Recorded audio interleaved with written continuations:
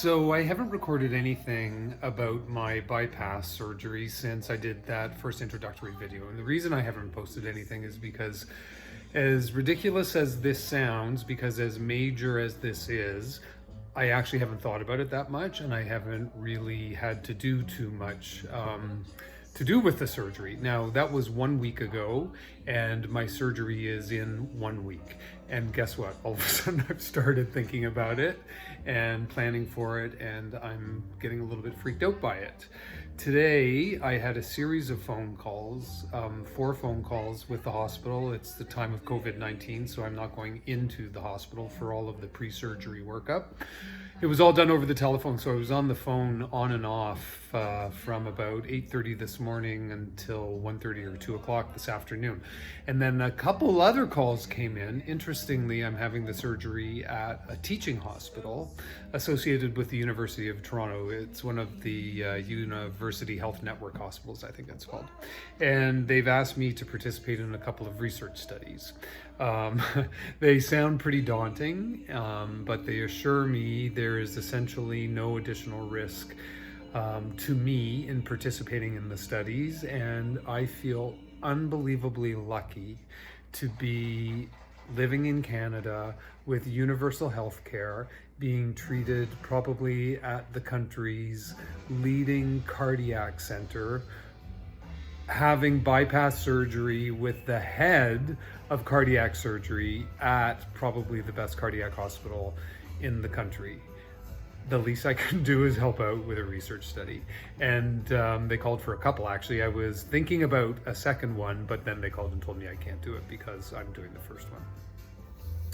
So that's just kind of process stuff. I've also been just kind of thinking about how I'm going to get through the surgery, just the day of the surgery, and how I'm going to do after the surgery.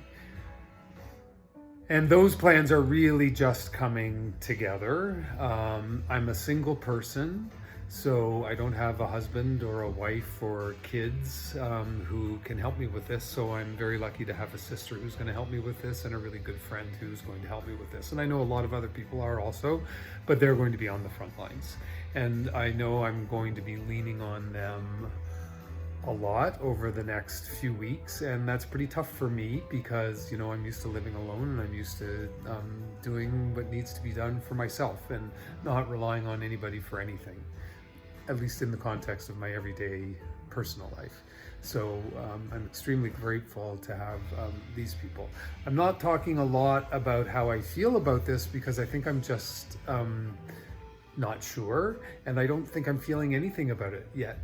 To be honest with you, I think I'm going to start getting nervous because this is a week away, and I've had to make some changes now. So I stopped taking rather a blood thinner that I've been taking. So now I'm starting to feel the impact of my life. I'm not going to be going out this weekend. I need to be very careful. Obviously, I don't want to get COVID. And you know, the other thing is I'm having chest pains when I'm active. So I'm really trying to stay low key. Because I don't want to have those chest pains. And I have decided if I have those chest pains again, I will go to the hospital this time. I'll do another post about what got me to actually go for a checkup and have an angiogram to learn that I need the bypass surgery. That's a bit of the update for now. I will now start being more active in trying to chronicle the process.